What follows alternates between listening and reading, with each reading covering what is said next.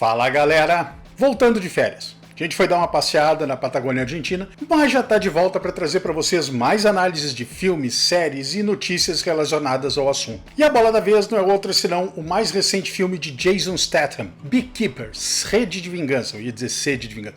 Rede de Vingança. Como é? Do que se trata? Vale a pena gastar o teu suado dinheirinho para ver o tio Jason dando soco para todo lado? Vem comigo que eu vou te contar o que eu achei do filme. Mas antes, se você ainda não é inscrito aqui no canal, se inscreva, deixe seu like, seu comentário, compartilhe esse vídeo, acione o sininho das notificações, pois isso ajuda pra caramba pra gente trazer novos conteúdos pra vocês toda semana. Beleza? Feito o jabá então, bora pro trampo.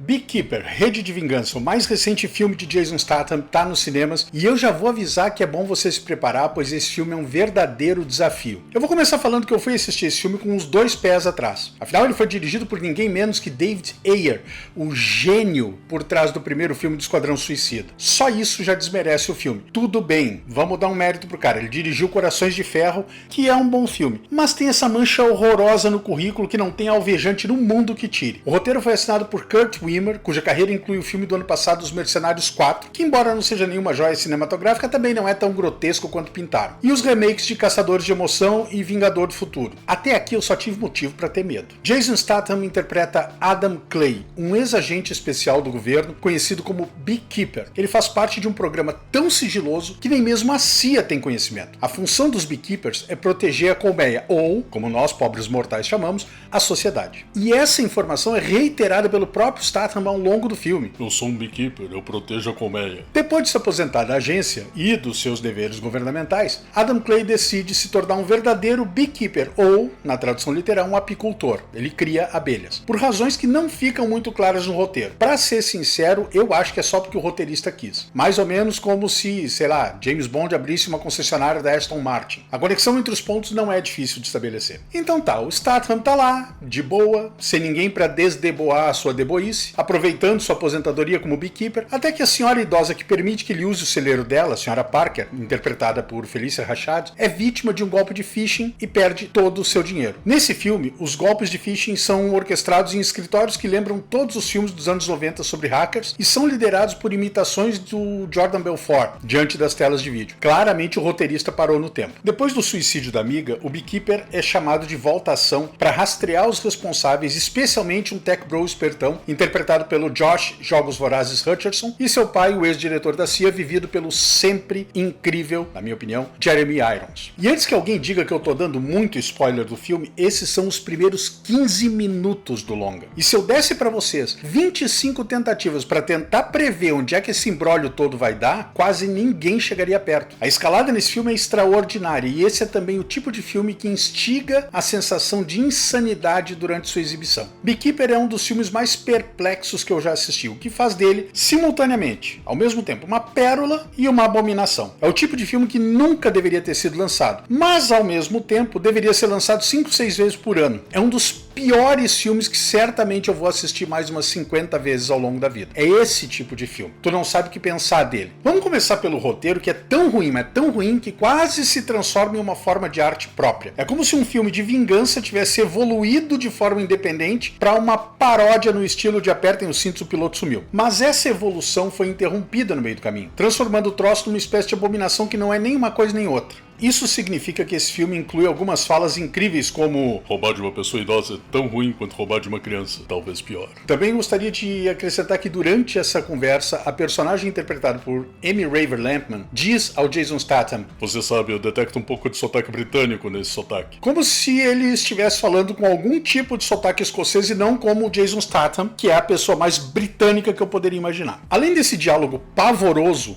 o diálogo foi tão ruim que aqui no vídeo ele conseguiu ficar ruim também. Então, além desse diálogo pavoroso, eu poderia citar mais umas 10 falas. Tem tantas outras decisões completamente confusas, como colocar a Minnie Driver no elenco como uma diretora da CIA, dando pra ela 2 cenas que fazem ela parecer extremamente importante e depois a mulher simplesmente desaparece do filme. Ou quando o filme introduz o personagem mais doido que tu já viu, completamente do nada, e depois de 30 segundos o cara some. Ou a decisão de introduzir pelo menos 3 equipes de vilões, cada uma com seu próprio capanga colorido, só pra trocar essas equipes constantemente. E uma uma dessas equipes de vilões tem um líder com sotaque sul-africano tão ruim que ou é um ator que não é sul-africano fazendo um sotaque terrível e ofensivamente ruim, ou é um ator sul-africano que tá fazendo piada com o quão ruim Hollywood geralmente entende os sotaques sul-africanos. Essas são as coisas que eu adoro em filmes como esses. Aquelas coisas que me fazem querer fazer um curso universitário sobre como eles foram feitos cena por cena. Tem um momento no escritório de campo do FBI e que eles tiveram a sorte de incluir a cena como se fosse um clipe de publicidade. Então eu posso dar um exemplo visual. Na cena entre os dois personagens investigadores, no fundo, no centro do enquadramento, David Ayer posicionou dois homens de manutenção que estão consertando um vazamento no teto. Sem mentira, tudo que eu pude fazer durante os 5 minutos da cena foi encarar esses caras consertando o bendito do vazamento no teto, porque eles estão bem ali, no enquadramento principal, bem no centro. A água tá pingando, é muito óbvio que foram posicionados lá de propósito, e eu fiquei pensando, tá, o que esses caras estão fazendo ali? Jason Statham é um deles? Ele vai estar ouvindo a conversa deles? Ele vai inundar a sede de alguma forma e invadir para roubar informações? Ou vão cair, sei lá, vai cair um corpo pelo teto, porque obviamente esses caras estão lá por algum motivo, né? Mas não, eles não estão lá por motivo nenhum, só porque o diretor achou que ia ser legal. É o nível de loucura do filme. Esses dois caras da manutenção estão no centro do enquadramento principal de uma cena de 5 minutos, sem absolutamente nenhum motivo, o que me deixa com duas possibilidades distintas na cabeça. Ou David Ayer, como diretor, foi tão incompetente que não percebeu o quão distrativo seria colocar esses dois caras da manutenção bem no centro do quadro e nunca dar seguimento a isso, ou ele estava intencionalmente querendo mexer com a nossa cabeça, fazendo você se sentir incomodado, e honestamente eu não ligo muito para qual dessas é a resposta certa. Eu sei que eu me incomodei. Toda vez que eu estava convencido de que Beekeeper era tão ruim que não seria divertido, ele me provava o contrário e me fazia rir genuinamente. E toda vez que eu me convencia de que era conscientemente ruim de propósito, ele fazia algo de uma incompetência tão grande, mas tão monumental, que não poderia ter sido intencional. Beekeeper é um paradoxo. É como ficar encarando o sol. Você sabe que devia desviar o olhar, mas continua pensando que se apertar os olhos com força suficiente, talvez consiga enxergar alguma coisa. Jason Statham, por sua vez, faz o que Jason Statham faz, que é franzir a testa, chutar bundas e